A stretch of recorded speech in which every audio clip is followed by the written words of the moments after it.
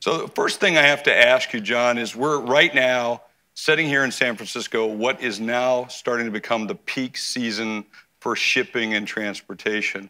So it's evolved each season. It's just massive on massive on massive. I look at my own apartment in New York City, and they used to have a small little package room which outgrows itself during this season. So talk to me about how are businesses dealing with this during this time of the year? In apartments and on universities, the volume, especially coming in from Amazon, is literally overwhelming the facilities there. And so that's why shippers are setting up lockers, pickup locations, alternative pickup spots to facilitate the pickup of the e-commerce volume. E-commerce volume is really changing the landscape when it comes to shipping. But when you look at how they're delivering today, it's really changing the entire structure of even how people live.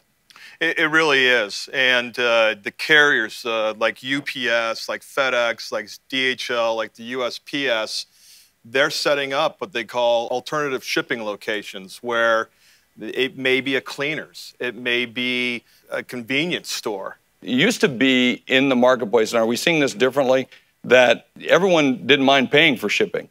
But some of these have changed that, right? So it's really changed in terms of expectation of consumers? The whole paradigm has changed. If you look at the expectation of free shipping, if you look at the next day shipping phenomenon, which is now translated into same day shipping. Yeah. Customers didn't realize they needed it. Amazon's made it available to them. They've changed the consumer's expectations, and now everybody expects it. So what's the pressure then on the shipper?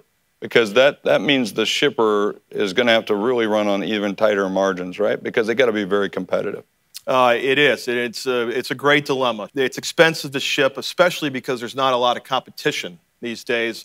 Mostly what we're talking about now is parcel shipping, but there's not a lot of competition when it comes to small parcel shipping.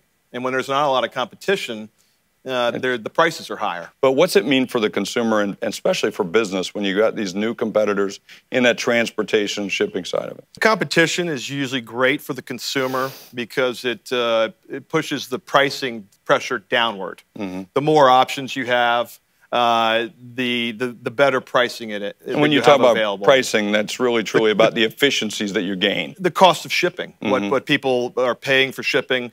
You know, a lot of the next day shipping may not be free. So if I'm coming to you and I'm looking for you for this kind of advice, what are you telling me I need to be thinking about? Well, if you look at some of the big box retailers that are really struggling, like a Sears, like a Kohl's, like a JCPenney, they haven't put a big emphasis on their supply chain strategy, on the omni-channel strategy.